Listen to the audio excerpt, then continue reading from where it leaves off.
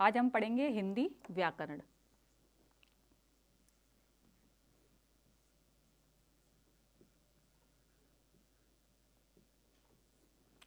हिंदी व्याकरण के अंदर हम पढ़ेंगे संधि। संधि का मतलब होता है जोड़।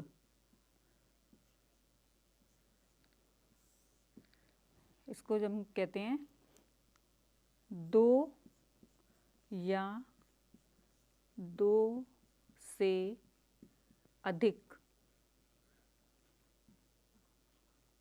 वर्णों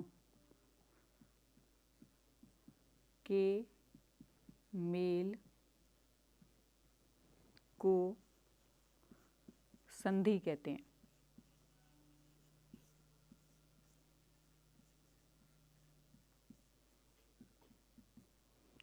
संधि के प्रकार। अब संधि कितने प्रकार की होती हैं? संधि के प्रकार जैसे हमने पढ़ा पहले, संधि क्या होती है? संधि को हम जोड़ कहते हैं। दो या दो से अधिक वर्णों के मेल को संधि कहते हैं। अब संधि के प्रकार, संधि के 3 प्रकार होते हैं। नंबर 1 स्वर संधि,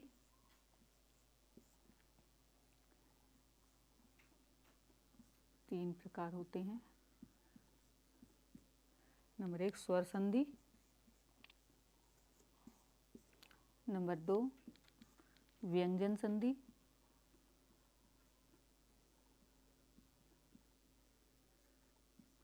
और नंबर 3 विसर्ग संधि।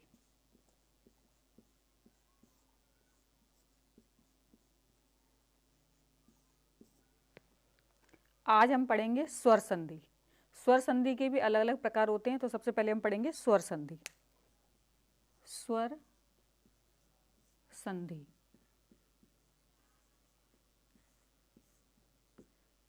स्वर संधि में भी 5 प्रकार होते हैं। इसके भी 5 प्रकार होते हैं।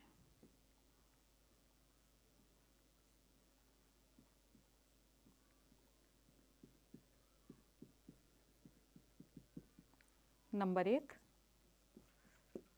दीर्घ संधि,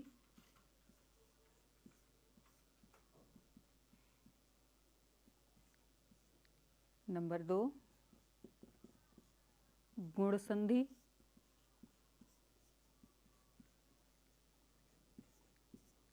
नंबर 3 वृद्धि संधि,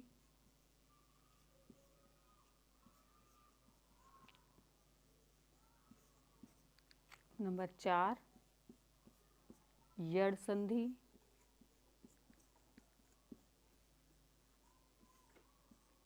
और नंबर 5 अयादि संधि।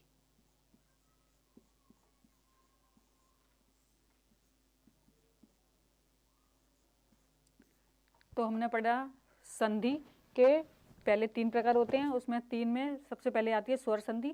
स्वर संधि के भी 5 प्रकार होते हैं। नंबर 1 दीर्घ संधि, दूसरा गुण संधि, तीसरा वृद्धि संधि, चौथा यण संधि और 5वां अयादि संधि। तो अब स्वर संधि के अंदर का जो दीर्घ संधि आती है, पहले उसके बारे में पढ़ेंगे हम। तो अब हम पढ़ते हैं दीर्घ संधि। दीर्घ संधि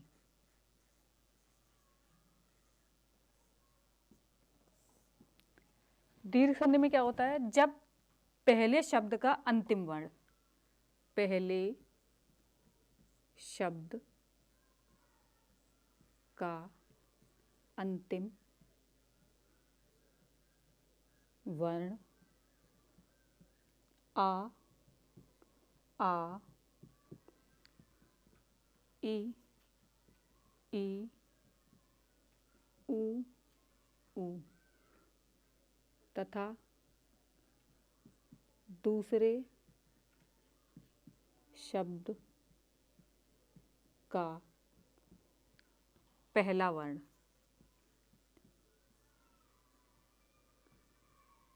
आ, ई,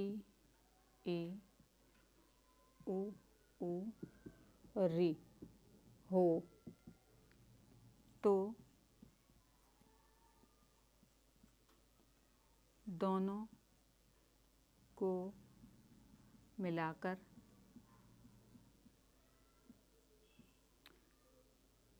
बड़ा आ, बड़ी ई, बड़ा ऊ या री बनता है। जैसे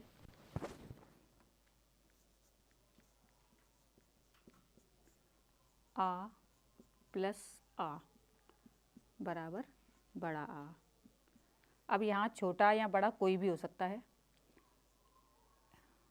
ई प्लस ई बड़ी, ऊ प्लस ऊ बड़ा ऊ, री प्लस री, इसको हम री ही पढ़ेंगे। तो अब इनसे हम शब्द बनाएंगे। जैसे हिम प्लस आलय। अब पहले शब्द का अंतिम वर्ण क्या है? माँ।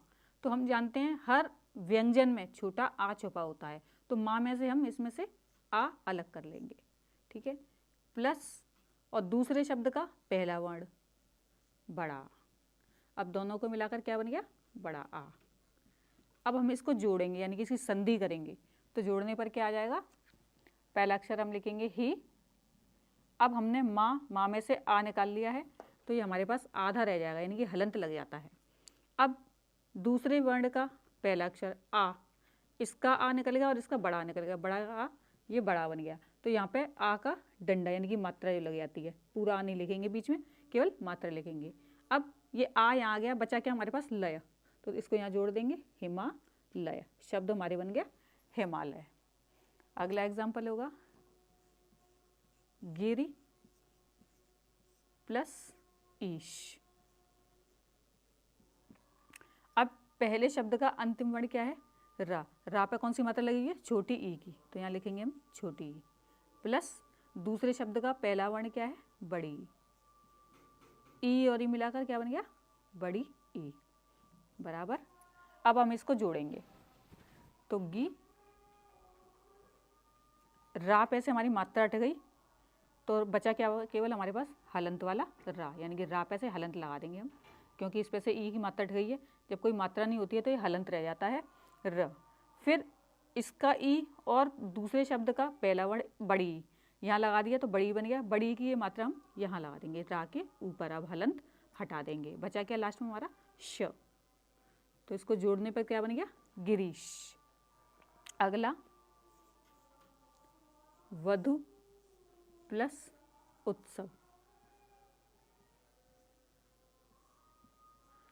अब पहले वर्ण का अंतिम अक्षर क्या है? वधु, धा।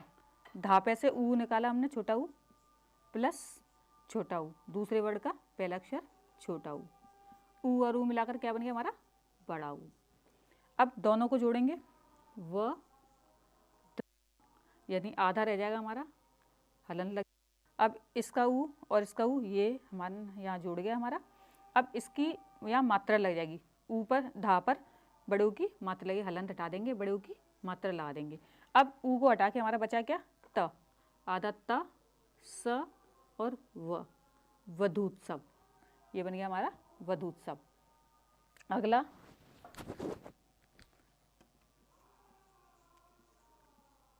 पितृ प्लस ऋण। अब हम जोड़ेंगे, पहले वर्ण का हमारा क्या है? त्र। इस पर किसकी मात्रा लगेगी? री से ऋषि की, तो री प्लस री।